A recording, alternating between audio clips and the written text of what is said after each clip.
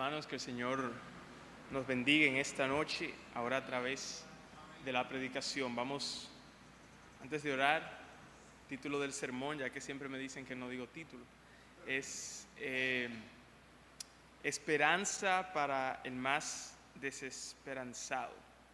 Vamos a orar.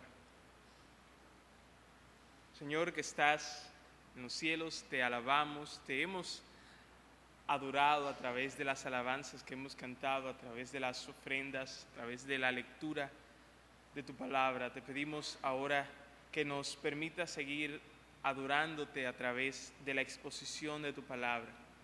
Que tú vengas ahora con tu espíritu de una manera especial en nuestros corazones y hagas lo que nosotros somos débiles en nosotros mismos de hacer. Que tú, oh Señor, nos des esa iluminación para poder entender tu verdad y que nos des la fuerza necesaria para poder, oh Señor, poner en práctica diligentemente cada una de las verdades que vamos a considerar. Que seamos santificados un poco más por tu Espíritu cuando escuchemos con fe tu palabra. Perdona, oh Señor, mis pecados y los pecados de mis hermanos, y que estos no sean un obstáculo para que tú hagas tu obra en nuestros corazones. También te pido que si hay alguna persona que está aquí en esta noche que todavía no te conoce, o alguna persona que va a ser expuesta a esta tu palabra que no te conoce, es nuestro ruego a ti, oh Padre, que tú la guíes al arrepentimiento y la fe en el Señor Jesucristo, y que pueda encontrar esperanza y salvación en Él. En el nombre de Jesús pedimos estas cosas. Amén. Según la Organización Mundial de la Salud, más de 800,000 personas se provocan la muerte deliberadamente. Y en esa estadística nos da a entender que hay una muerte cada 40 segundos por esa causa. Y esa es la causa de muerte número 10 a nivel mundial, y la segunda causa de muerte entre personas de 15 a 29 años. Y antes de yo continuar en esta etapa temprana del sermón, me gustaría hacer dos aclaraciones. La primera es que provocarse la muerte deliberadamente es un pecado, ya que es una violación al mandamiento de Dios que dice no matarás. Segundo, quiero aclarar que el propósito de este sermón en esta noche no es decir si sí o no, no es decir si aquel que profesa ser cristiano pero intenta quitarse la vida es un cristiano verdadero. Ese no es el propósito del sermón en esta noche. Yo he introducido mi sermón de la manera que lo he hecho porque por lo general el suicidio es consecuencia de la desesperación. Pero vuelvo a aclarar, ese no es el punto ni el propósito del sermón de esta noche. Pero ya que la causa de quitarse la muerte, de quitarse la vida en muchas personas en este mundo es resultado de la desesperación, el propósito de este sermón es mostrar que en Jesucristo hay esperanza para el más desesperanzado. Este sermón es una invitación al no cristiano a que experimente la esperanza que hay y que se encuentra en Jesucristo. Pero al mismo tiempo, ya que el cristiano también puede sentirse desesperanzado en ocasiones, tanto la Biblia en el ejemplo del profeta Elías como la experiencia en el ejemplo de un escritor de himnos que se llamó William Cowper nos enseña, los cristianos también pueden sentirse desesperanzados en ciertas etapas de su vida. Por lo tanto, este sermón también es un llamamiento a recordar a aquellos cristianos la esperanza que ya tienen en Jesucristo. El apóstol Pablo escribió la carta de Efesios, y esa es la carta en la cual nos vamos a concentrar, a los cristianos, como dice su nombre, en Éfeso. En el primer capítulo, como se leyó anteriormente, él habla de cómo los cristianos han sido bendecidos, no con algunas, sino con toda bendición. Y no con cualquier clase o tipo de bendición, sino con toda bendición espiritual, como dice el apóstol. Y esas bendiciones espirituales son de más duración que las bendiciones materiales, pues las bendiciones espirituales que los cristianos hemos recibido en Cristo de parte de Dios son eternas. Y al mismo tiempo que Pablo en el capítulo 1 está presentándole a los cristianos esas bendiciones que ellos ya tienen en Cristo Jesús, él ora para que Dios iluminara ese entendimiento de los cristianos efesios y el entendimiento de nuestro corazón también, para que podamos entender la esperanza a la cual Él nos ha llamado. Esas son las palabras que usa el apóstol Pablo en el capítulo 1. En el capítulo 2, el apóstol Pablo nos muestra y nos enseña que Dios nos salvó por su pura gracia, no por nuestras buenas obras, aunque sí para buenas obras. Y vamos en el capítulo 2 de Efesios a considerar los versículos 12 hasta finalizar el capítulo. Efesios 2:12 hasta finalizar. Y comenzamos leyendo el versículo 12 de Efesios, que dice: en aquel tiempo estabais sin Cristo, alejados de la ciudadanía de Israel y ajenos a los pactos de la promesa, sin esperanza y sin Dios en el mundo. El versículo comienza mencionando aquel tiempo. ¿Cuál tiempo? Se refiere para los ya cristianos, este tiempo del cual se refiere es el tiempo en el cual nosotros no éramos cristianos. Y para aquellos que todavía no son cristianos, ese tiempo es justo ahora. Ellos todavía están viviendo en ese tiempo del cual habla el apóstol. Ese tiempo se caracteriza porque la persona no está unida espiritualmente a Cristo, estar fuera de Él. Esa persona está sin Cristo, lo mismo que es estar fuera de Él. Estar sin Cristo, como dije, es estar sin Él como nuestro sustituto y sin Él como nuestro representante delante de Dios. Y yo no sé si tú habías pensado en eso, pero esa es una terrible, terrible, terrible condición.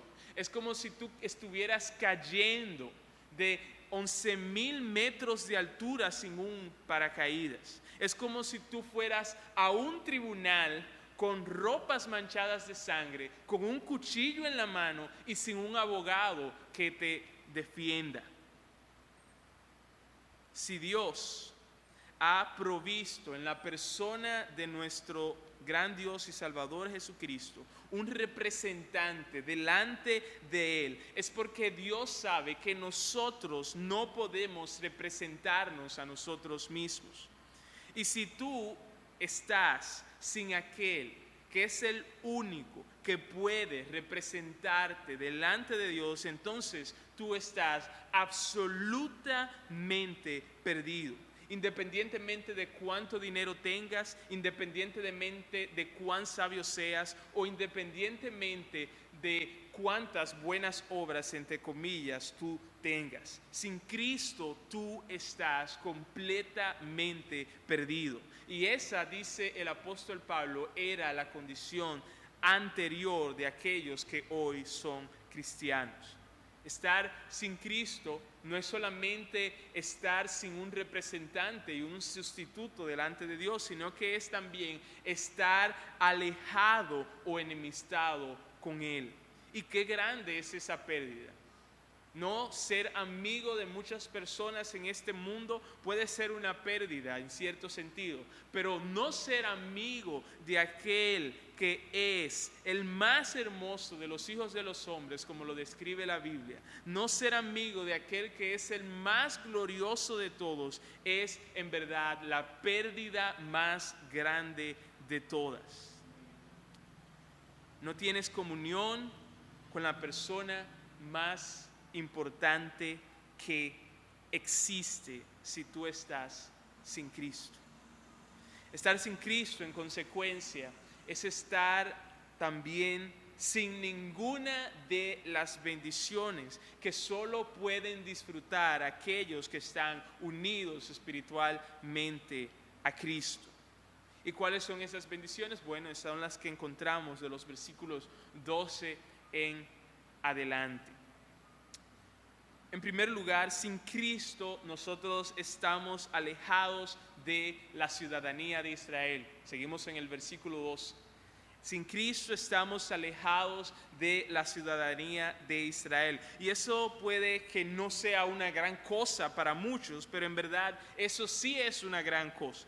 Porque en el Antiguo Testamento Dios había escogido a Israel y no a otras naciones. Israel fue escogido como el pueblo de Dios. Eso es lo que dice Dios en Deuteronomio 7:6. Porque tú eres pueblo santo para Jehová tu Dios. Jehová tu Dios te ha escogido para hacerle un pueblo especial más que todos los pueblos que están sobre la tierra. A Israel fue que Dios escogió como su pueblo especial, no a otras naciones.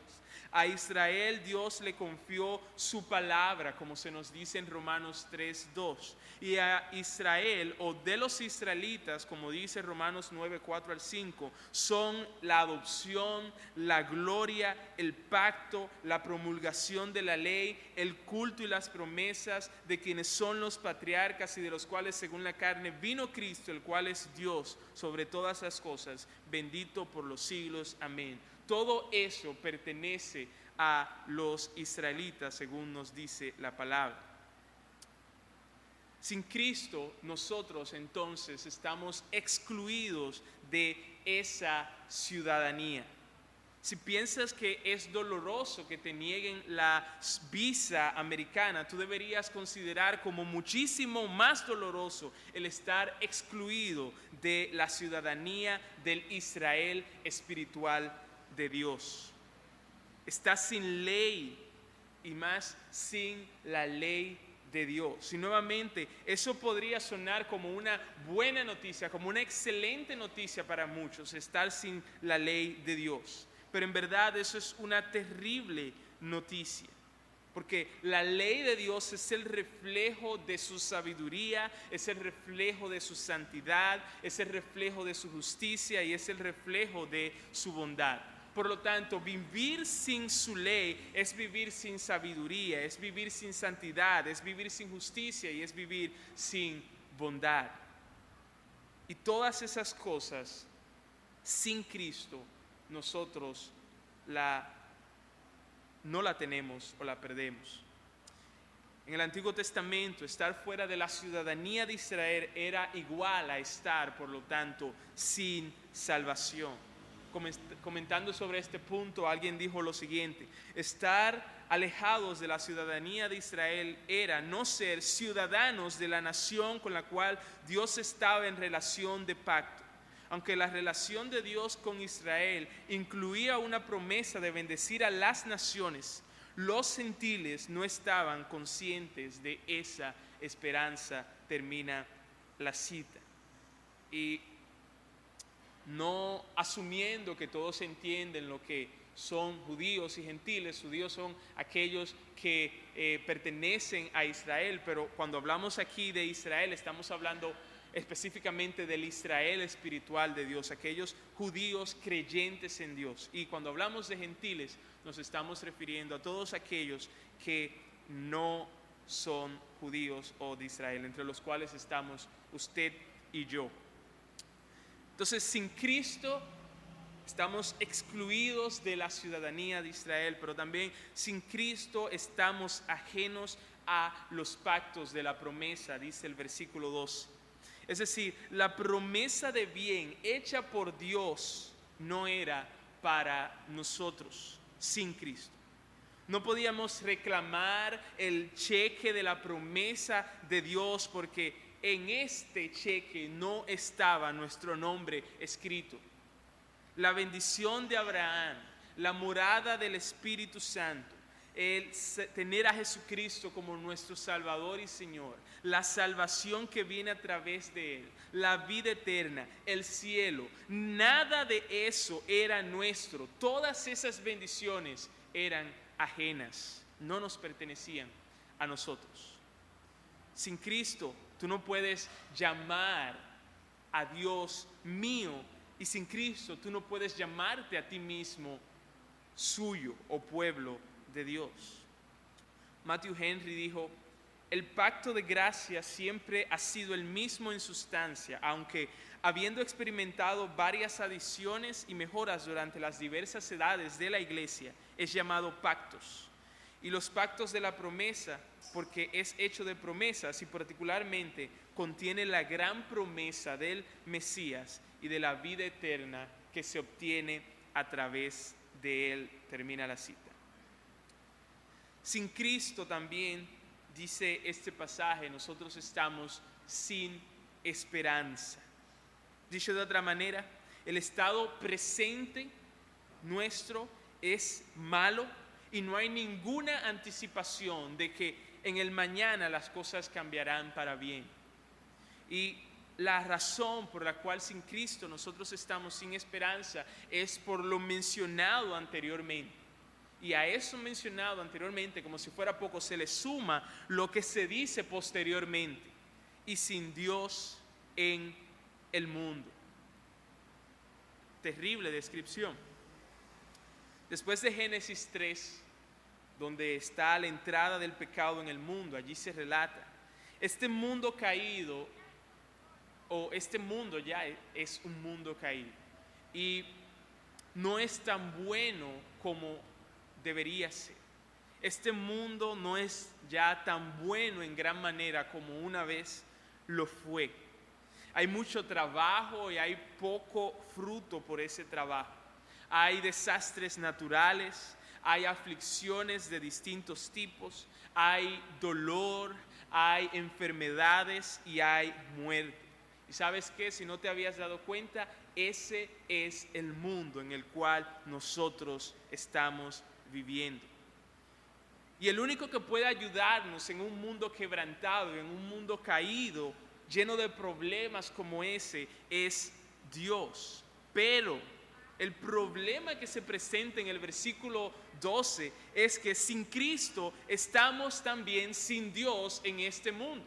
No es solamente que estamos en un mundo lleno de problemas, en un mundo caído, sino que también estamos sin aquel que puede ayudarnos en ese mundo caído. Él no está por Dios, sin Cristo, no está por y para nosotros, sino que está justamente airado y contra nosotros. Qué terrible condición. Es como un niño de pecho que es abandonado en medio de una de las autopistas más transitadas de la ciudad. Tú no esperas nada bueno de eso. Y así de desesperanzados estábamos muchos de nosotros. Y así de desesperanzados están algunos hoy en día. Versículo 13, Efesios 2. Pero ahora en Cristo, vosotros que en otro tiempo estabais lejos, habéis sido hechos cercanos por la sangre de Cristo. Pero ahora, se dice en el versículo 13, en contraste con en aquel tiempo del versículo 12. Y pero ahora es como un rayo de esperanza que hace que nuestros corazones se ensanchen y se llenen de gozo. Y a medida que nosotros seguimos leyendo lo que dice el pasaje, este rayo de esperanza parece hacerse cada vez más y más y más y más grande, y nuestro gozo aumenta cada vez más y más. También el versículo dice, en Cristo Jesús, que nuevamente es un contraste con lo que dice el versículo 12, sin Cristo. Ahora, en Cristo Jesús, que contrasta el versículo 12, en aquel tiempo, sin Cristo. Antes estábamos sin Cristo, separados de Él, pero ahora, si tú también eres cristiano, estamos en Cristo, estamos unidos espiritualmente a Él por la pura gracia de Dios Padre. Y qué bendiciones nosotros disfrutamos al estar unidos a Cristo. Eso es lo que se presenta en las siguientes palabras que el apóstol Pablo, inspirado por Dios, nos escribe.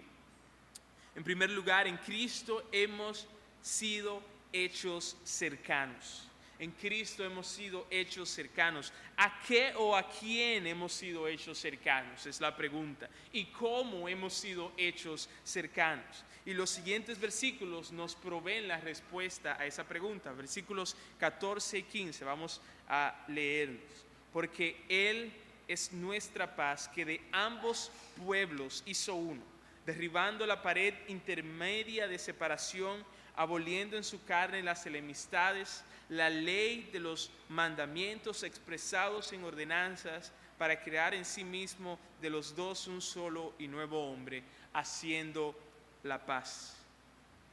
Aquí se dice que Cristo es nuestra paz en este versículo, porque Él, por medio de su obra, hizo la paz.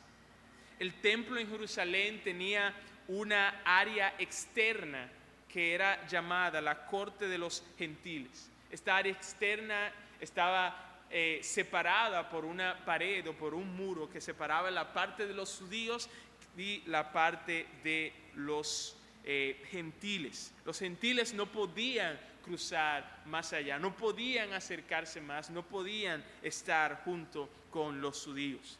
Y Pablo utiliza esta pared que dividía el templo en Jerusalén del área de los judíos y de los gentiles como una ilustración de la división o enemistad que había entre los judíos y los gentiles. Cristo entonces viene, dice el apóstol Pablo, y derriba esta pared para que ya no haya más dos pueblos separados, sino que haya un solo pueblo unido. Para que ya no haya más división o enemistad, sino que haya amistad o paz. O dicho de otra manera, para que en vez de haber conflicto entre ambos pueblos, haya una relación armoniosa entre ambos pueblos. Ahora los judíos creyentes y los gentiles creyentes, dentro de los cuales estamos tú y yo, si tú has creído en Jesucristo, son un solo cuerpo, son un solo pueblo, el pueblo de Dios. La pregunta es, ¿cómo Jesucristo logró esto?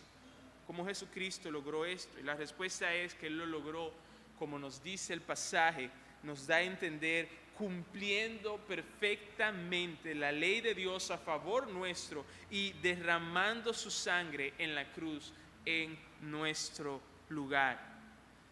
Y hay una pregunta que debemos hacernos aquí, y es porque el texto habla de que Cristo abolió la ley de los mandamientos expresados en ordenanzas. ¿Qué es lo que significa eso? ¿Qué es lo que significa que Jesús abolió la ley de los mandamientos expresados en ordenanzas? Primero veamos lo que no significa. Lo que no significa eso es que ahora el cristiano no debe obedecer la ley de Dios. Eso no puede ser lo que significa, porque 4 capítulos más adelante, el mismo apóstol Pablo motiva a los hijos a obedecer el mandamiento de la ley de Dios que dice, honra a tu padre y a tu madre.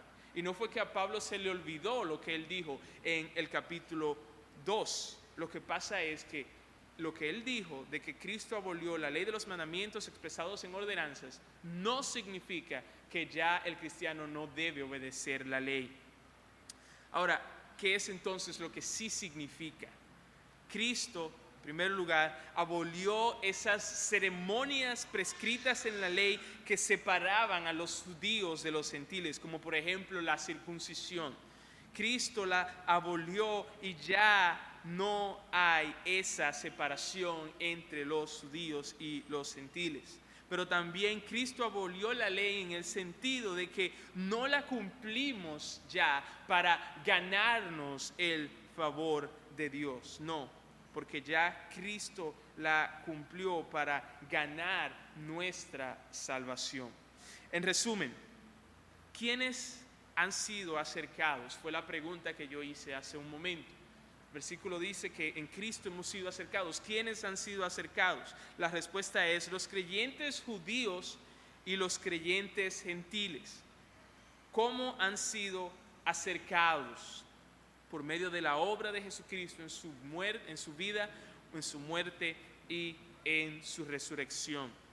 Y es debido a la obra de Jesús que la discriminación, hermanos, este texto es sumamente práctico, porque es debido a la obra de Jesucristo que la discriminación y el racismo no debe existir en la iglesia.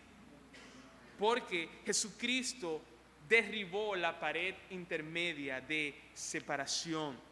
Dice Gálatas 3:28, ya no hay judío ni griego, no hay esclavo ni libre, no hay varón ni mujer, porque todos vosotros solo sois uno en Cristo Jesús. Es debido a esa obra que hizo Jesucristo que la discriminación y el racismo no debe tener lugar entre los hijos de Dios. Sin importar de qué nacionalidad tú seas, sin importar cuál sea tu estatus social, sin importar cuál sea el color de tu piel. Si tú eres cristiano, tú puedes abrazar, tú puedes estrechar la mano y puedes tener una relación armoniosa con otros cristianos alrededor del mundo o que sean diferentes a ti. Lo que nos une no es ahora si tú eres circuncidado o no. Lo que nos une no es cuánto de la ley tú hayas cumplido o no. Lo que nos une es aquel que cumplió la ley perfectamente a nuestro favor. Ahora tenemos hermanos que reciben, ahora tenemos hermanos que se preocupan, ahora tenemos hermanos que cuidan, ahora tenemos hermanos que aman, ahora tenemos hermanos que perdonan. Y eso lo logró Jesucristo por su obra.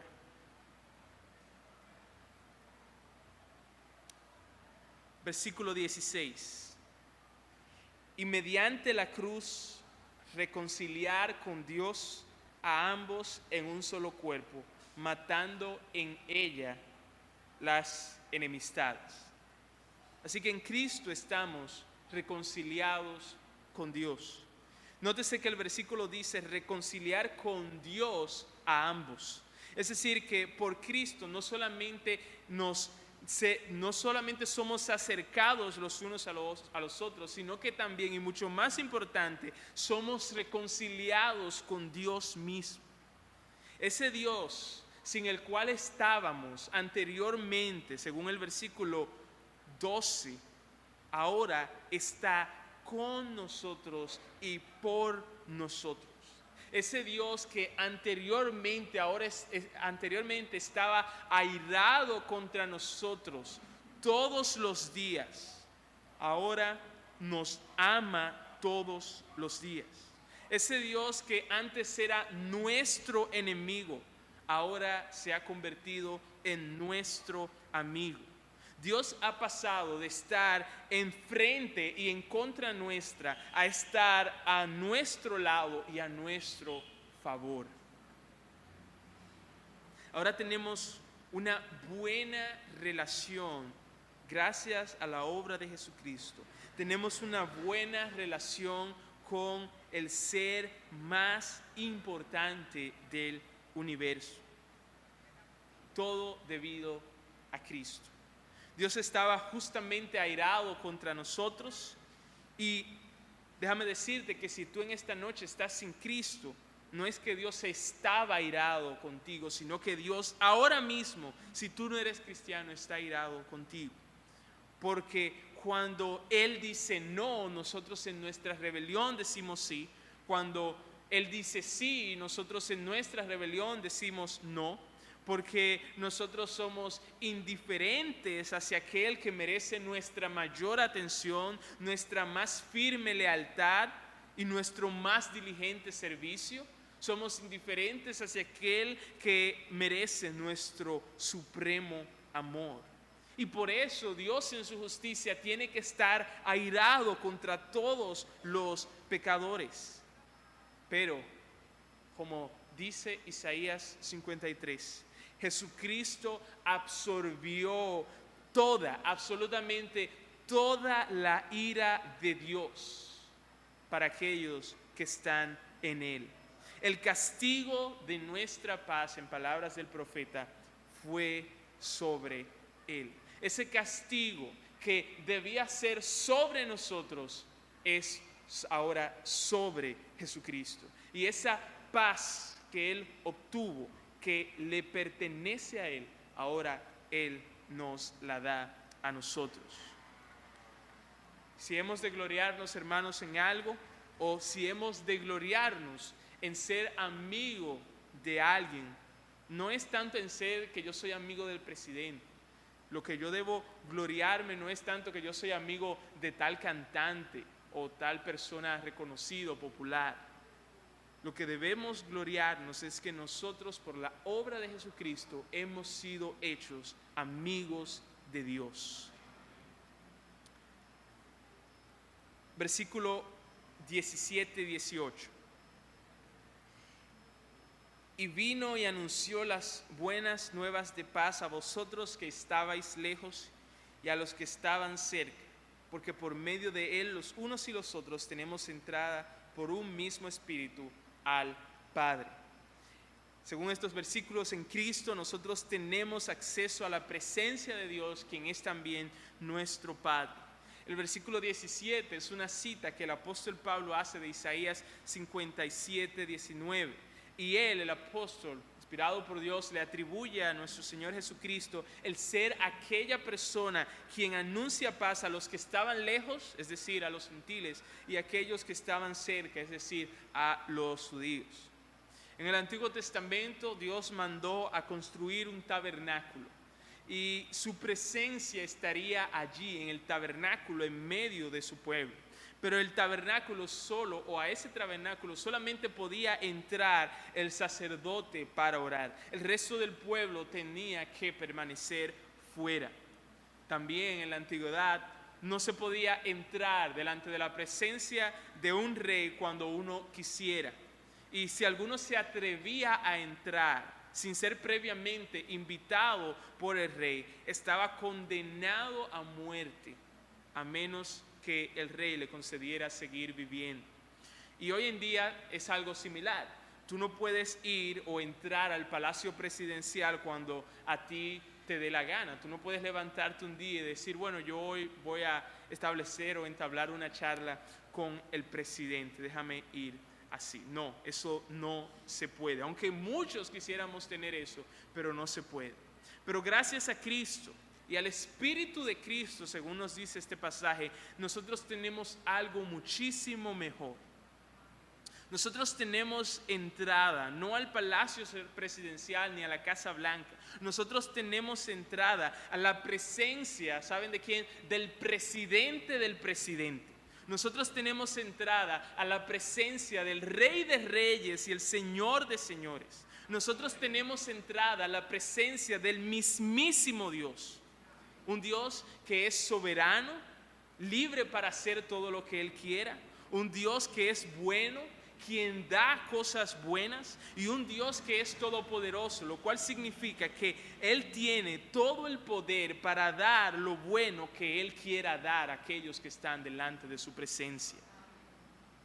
Delante de ese Dios, o acceso a la presencia de ese Dios, nosotros tenemos gracias a la obra de Jesucristo.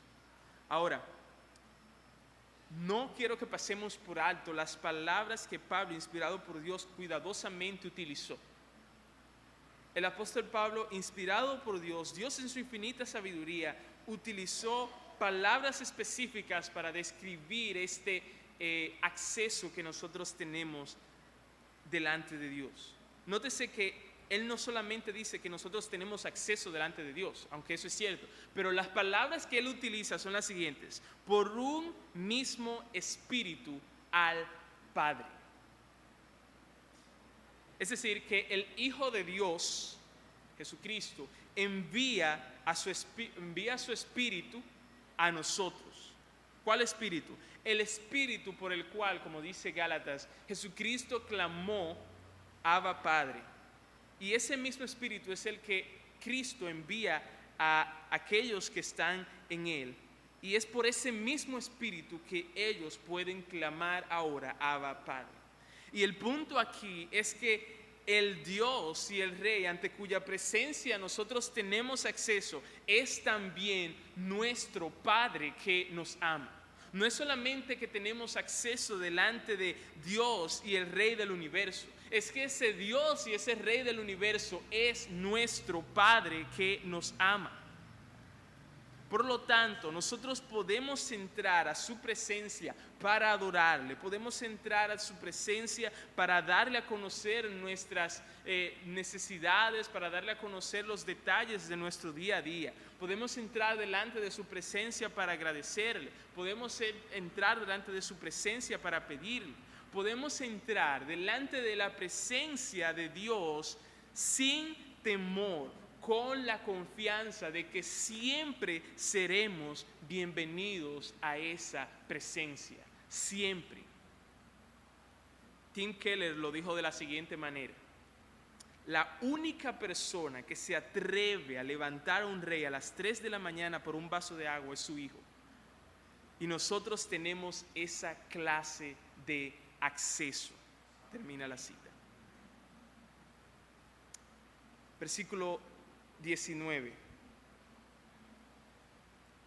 Así que ya no sois extranjeros ni advenedizos, sino conciudadanos de los santos y miembros de la familia de Dios.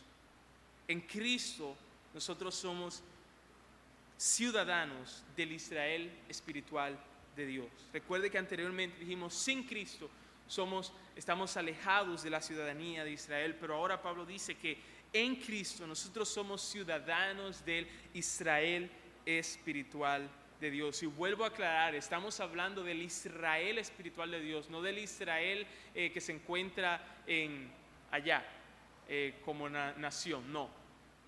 No sea que alguien vaya a sacar visa de Israel y piense que ya por eso triunfó, no.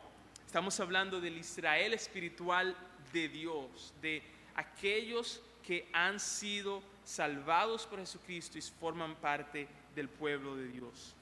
Antes nosotros éramos extranjeros, antes nosotros éramos extraños, estábamos, como decimos nosotros, afuereados del pueblo de Dios. Y si tú todavía no eres cristiano, tú debes saber que tú no eres un hijo de Dios, no te engañes. Pero en Cristo ya no más. Nosotros somos conciudadanos de los santos, con los mismos privilegios, herederos al igual que ellos y con las mismas bendiciones espirituales. Como dice Efesios 3:6 más adelante, que los gentiles son coherederos y miembros del mismo cuerpo y copartícipes de la promesa en Cristo por medio del Evangelio. En Cristo nosotros gozamos, disfrutamos de la protección y de la guía de Dios a lo largo de toda nuestra vida. Y como dice Filipenses 3:20, nuestra ciudadanía está no en los Estados Unidos, nuestra ciudadanía está no en España, nuestra ciudadanía no está en ninguna de esas naciones o esas potencias de este mundo, sino que nuestra ciudadanía está en los cielos. No estoy diciendo ahora, otra aclaración, que es malo buscar la ciudadanía de los países anteriormente mencionados, pero sí quiero dejar algo claro, y es que debemos recordar que sin importar el país sin importar el país del mundo en el cual nosotros vivamos, no hay perfección allí.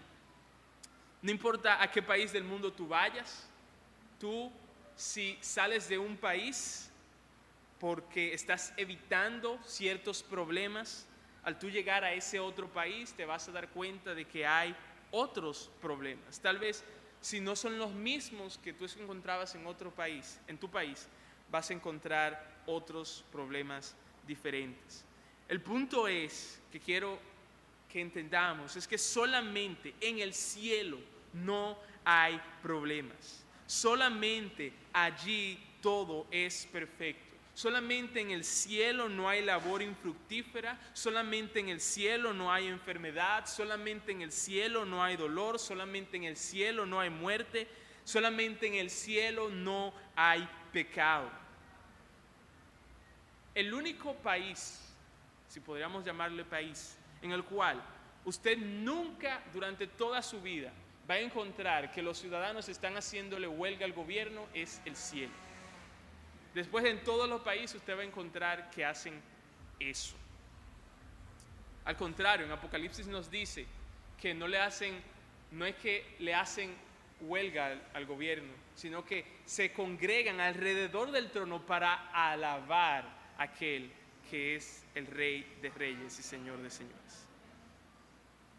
El cielo es la patria perfecta. El cielo es la patria perfecta y la buena noticia que tengo para ti, hermanos, es que ya tú tienes la ciudadanía de esa patria. En Cristo también nos dice el pasaje, fuimos adoptados en la familia de Dios. Como ya hemos visto, no somos meros ciudadanos del Israel espiritual, no somos solamente amigos de Dios, todo eso es cierto, pero también en Cristo fuimos adoptados en la familia de Dios. Tenemos a Dios como nuestro Padre amante, a Jesucristo como nuestro hermano, y tenemos cientos y miles de hermanos y hermanas por cuyas venas, en sentido figurado, corre la misma sangre, la sangre que nos salvó, la sangre de Jesucristo. Otra traducción de esta última parte del versículo es que nosotros somos miembros de la casa de Dios. Y eso da paso a lo siguiente que se presenta en los versículos 20 al 22. Leamos los versículos. Edificados sobre el fundamento de los apóstoles y profetas, siendo la principal piedra del ángulo Jesucristo mismo, en quien todo el edificio bien coordinado va creciendo para ser un templo santo en el Señor, en quien vosotros sois juntamente edificados para morada de Dios en el Espíritu. Esta casa de Dios, de la cual nosotros somos y de la cual nosotros formamos parte, está edificada sobre el fundamento, como dice el pasaje, de los apóstoles y profetas. Y los apóstoles y profetas eran los líderes del pueblo de Dios que comunicaban el mensaje de Dios. Ahora, quiero, hermanos, que tengamos cuidado de repetir el error que se comete muchas veces al decir que los apóstoles y los profetas son el fundamento de la iglesia. Eso es un error. El versículo no dice que la iglesia está edificada sobre los apóstoles y profetas, no. Lo que el versículo dice es que la iglesia está edificada sobre el fundamento de los apóstoles y los profetas. Dicho de otra manera, sobre el testimonio que ellos dieron de Jesucristo. Eso se confirma en la segunda parte del versículo que dice que Jesucristo es la principal piedra del ángulo, no los apóstoles, no los profetas, sino Jesucristo mismo, de quienes los apóstoles y profetas daban testimonio. Jesucristo es como la piedra y la más importante piedra, la primera que se colocaba y la más importante que se ponía debajo de una edificación para dar estabilidad y simetría al edificio. Y es debido a que Jesucristo es la piedra angular, el fundamento de la iglesia, que la iglesia, no hablando del edificio, sino de cada creyente, la iglesia, porque Jesucristo es su fundamento, porque Jesucristo le da estabilidad, porque Jesucristo le da simetría, es debido a esto que la iglesia permanecerá hasta el fin de los siglos, a pesar de que se levanten contra ella, a pesar de que la critiquen, a pesar de que quieran destruirla, va a permanecer porque Jesucristo es su fundamento. En Cristo también nos dice, somos hechos morada de Dios. Nosotros los cristianos no somos la casa que Dios visita de vez en cuando, sino que somos nosotros los cristianos la casa o el templo en donde Dios reside permanentemente. Esta es una verdad, hermanos y amigos, sumamente maravillosa. Dios mismo, en la tercera persona de la Trinidad, ha descendido para vivir en ti. Dios mismo, en la tercera persona de la Trinidad, ha descendido para vivir en ti. Y tú te has puesto a pensar en las profundas implicaciones y prácticas ramificaciones de esta realidad. En ti está el Espíritu que conoce, según nos dice la palabra, las profundidades de Dios y quien puede hacerte entender las cosas de Dios. Cosas que ni aun los más sabios de este mundo pueden entender por ellos mismos. En ti es que está morando ese Espíritu.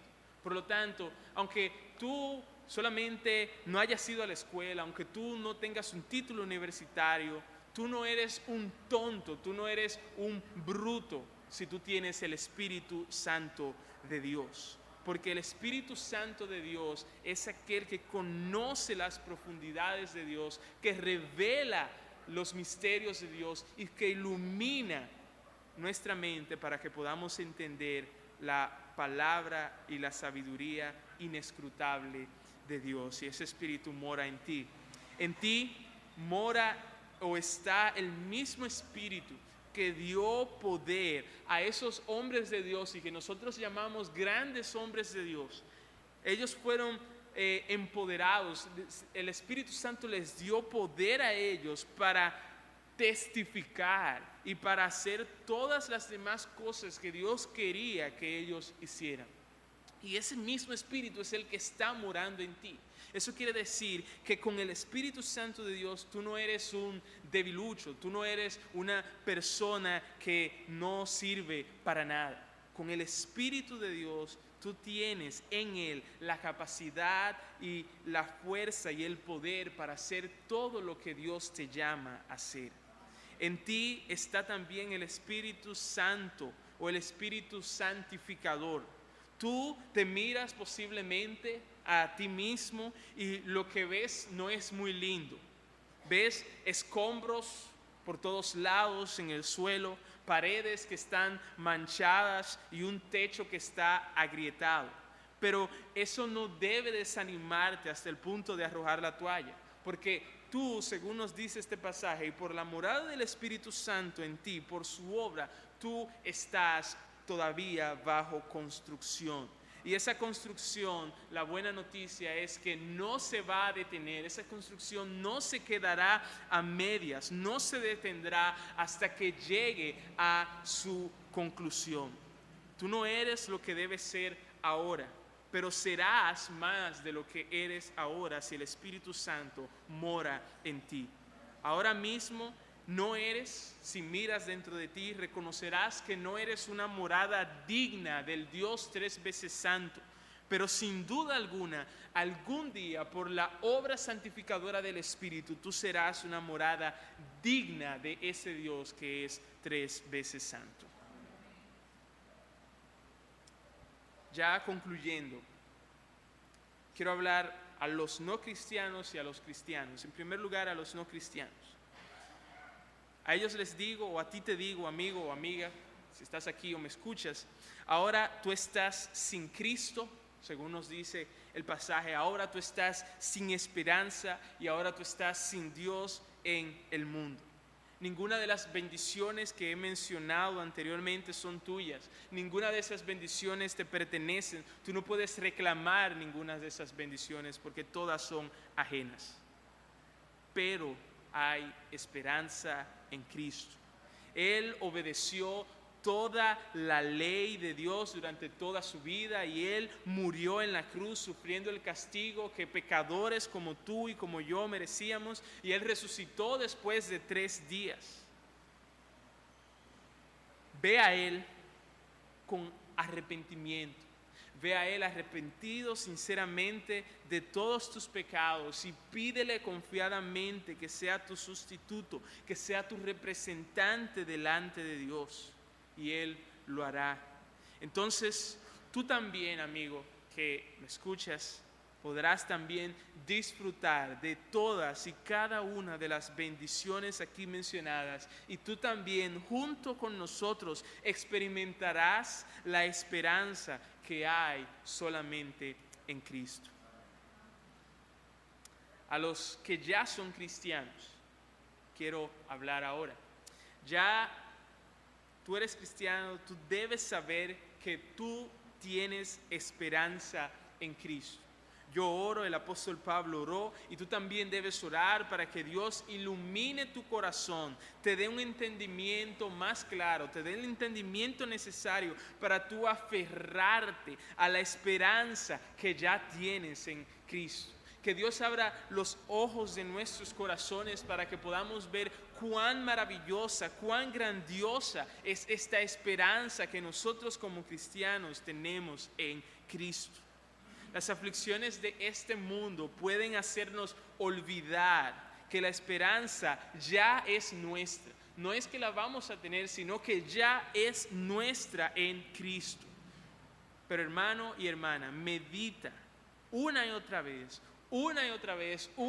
vez en pasajes como este y en otros pasajes como este que hemos considerado en este sermón, hasta que la noche pase y llegue la mañana. Medita y considera, abraza y aférrate a esta esperanza que ya tú tienes en Cristo.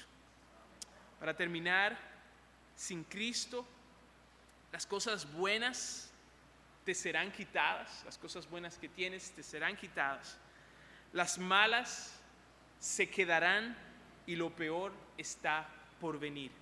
Eso es sin Cristo. Pero en Cristo las cosas buenas no pueden ser quitadas, las malas obran para nuestro bien y lo mejor está por venir.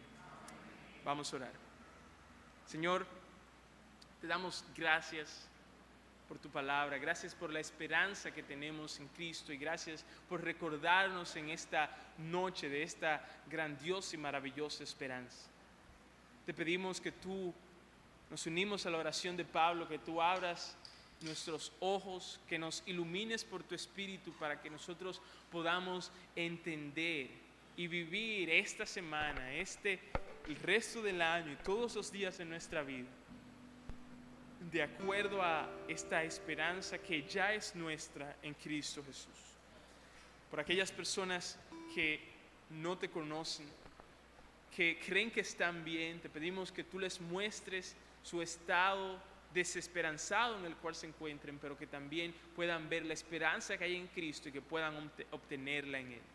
Y para aquellas personas que no te conocen, que pueden estar creyendo que ya no hay esperanza para ellos, convéncelos, oh Señor, de que en Cristo todavía hay esperanza. Señor, te alabamos, te exaltamos y nos postramos delante de ti por tu bondad, por el Dios tan bueno y lleno de gracia que tú eres. Gracias, Señor, en el nombre de Jesús. Amén.